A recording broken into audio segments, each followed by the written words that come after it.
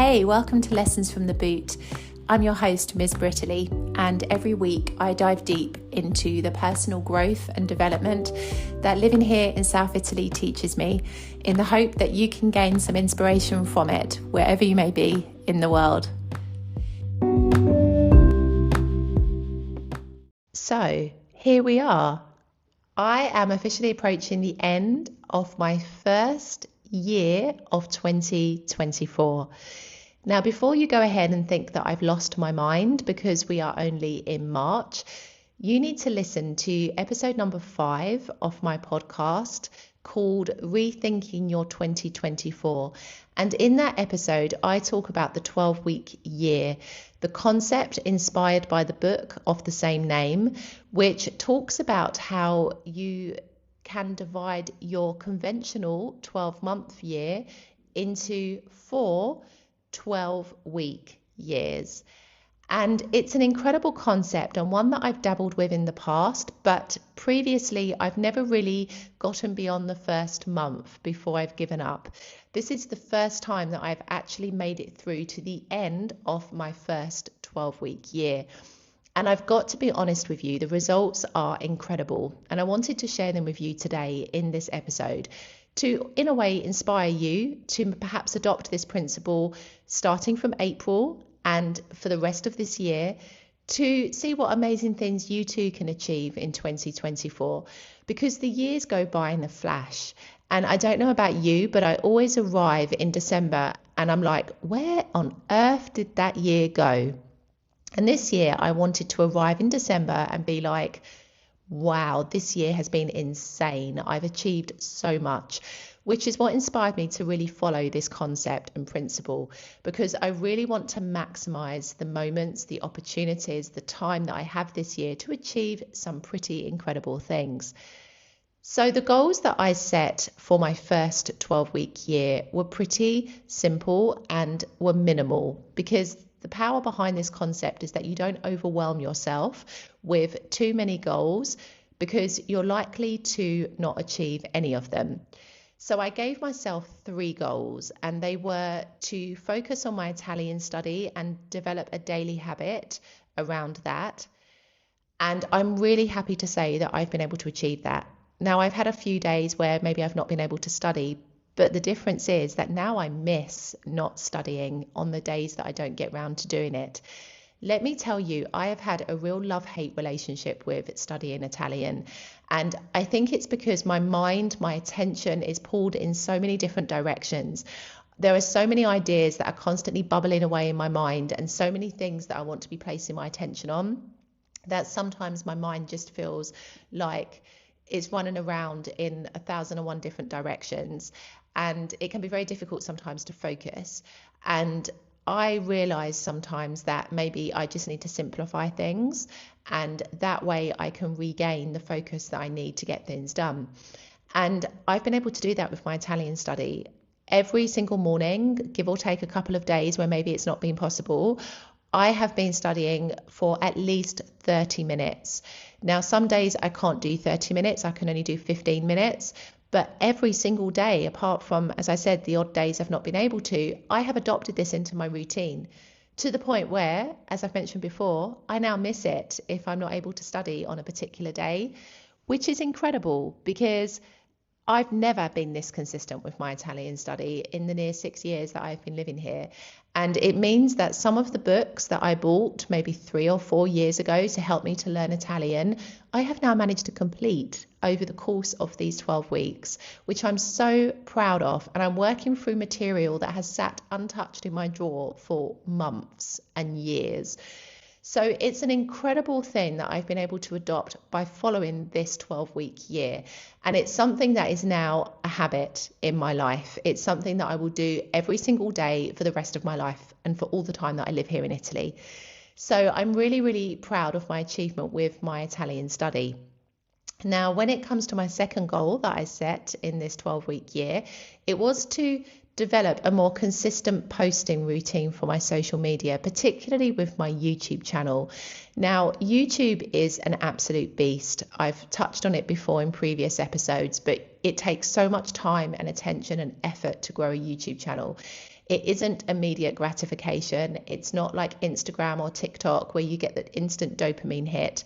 Some of the videos that have been my most successful, I posted over a year ago. And so it takes time to grow your channel and to grow your tribe on YouTube, but it is the most satisfying experience for this reason. And what I wanted to really focus on this year was to become more consistent with the posting schedule on my YouTube channel, because I have kind of flitted between posting once to twice a week last year, and some weeks I didn't manage to post anything at all. And I did kind of notice it. My growth became a bit stagnant last year because I wasn't really posting frequently enough to see the benefits from it. But from January of this year, I have committed to posting every single day to YouTube, maximizing the different formats that are available. So essentially, that means over the course of a week, I will post 2 long form videos, 3 shorts and 2 community posts, which means every day in some way, shape or form, I am active on the platform. Now, there have been a couple of days where maybe I've not been able to post something, no problem. But 90% of the time, I've managed to stick to that regime for the entire 3 months. And the results have been outstanding.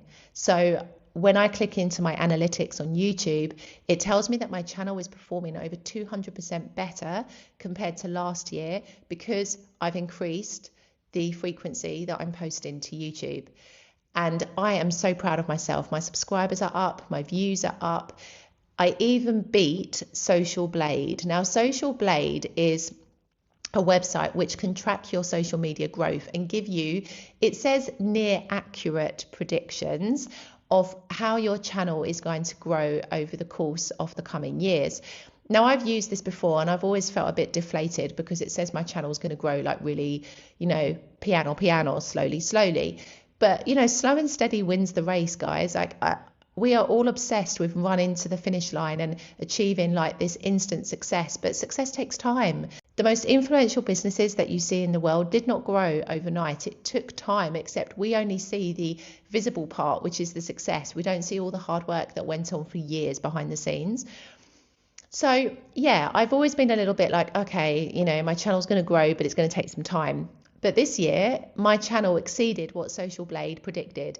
And that was incredible for me to see. And it kind of showed to me as well how relative Social Blade is. Social Blade can give you kind of accurate, to a point, predictions, but it cannot account for videos that might go viral. I had my first proper viral video, I would say, in the sense that it achieved around 9,000 views in its first week, which I've never had before. I had my first video that exceeded 100,000 views. Like, there have been some significant milestones that have happened in this period, and I'm super proud of kind of the benefits that I've seen from being this consistent to you on YouTube. And in terms of Instagram, I did begin this 12-week year by being like, I'm going to post every day to Instagram. And I started my January in this way. But I quickly found that, it was becoming a bit of a slog. And Instagram is a complicated platform nowadays. I feel like, it's not the platform it once was, and you have to approach it in a different way to really be successful on it. And I have decided now to be a bit more relaxed with that platform. Post stories a few times in the week, post a few posts every week, but not be so regimented in the same way that I am with YouTube, because that isn't the platform that I'm interested in growing on a lot this year. I'm interested in growing on YouTube, and that has to be my primary and sole focus.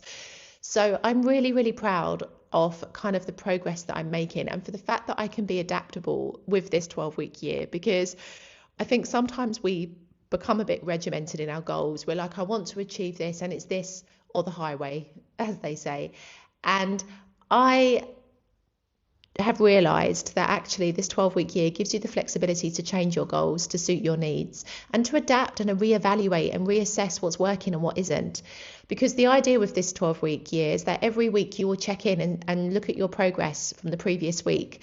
And if you notice there are things that you are doing well at, continue. If you notice there are things that you are not performing as well at, then look at those and understand what you could do differently, which is what I've been able to do, especially with regards to my social media posting. Now, the third goal that I set myself within this 12-week year was to design some digital products. And I met my most resistance with this part of the goal setting, because for whatever reason, I just couldn't get my mind into focus to do this. And I kept putting it off and putting it off. And I was finding that I was just sticking to the Italian and just sticking to social media posting. And in the end, I did get into focus and I started to create something, which I'm really happy with. But I realized that I'm not fully in alignment with it, which is the whole reason why I've met this resistance in the first place. If you are in resistance with something, you are not meant to be doing it. Like, you need to reassess it and change it. This is the bottom line. When you are in flow, you know it just comes naturally. But when you meet resistance, you know that you need to change some aspects of what you're doing.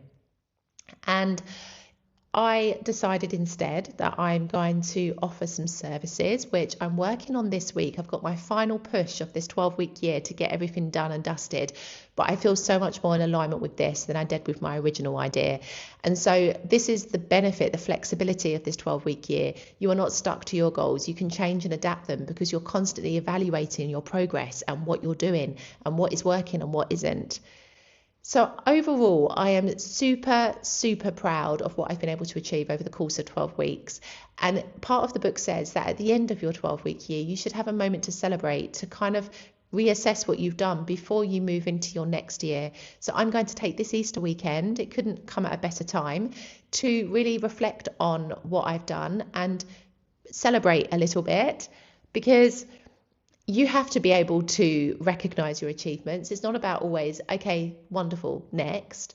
You've got to sit with your achievements for a little bit to really feel good about what you're doing. And then it is on to my next 12-week year, because I have seen just how powerful this concept is. And some of the things that I have done in the course of 3 months, and some people would indeed take an entire year if that was the time that they allowed themselves to do it within. Our tasks expand to the time that we give them. And so this has been another really amazing observation that I've made with this.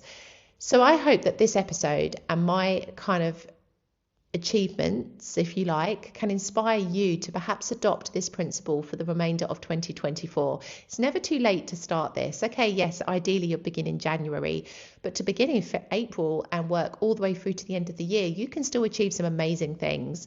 And I think, to have a purpose, to have a goal, it really allows you to have more clarity about how you use your time in the day, because we do have more time than we realize.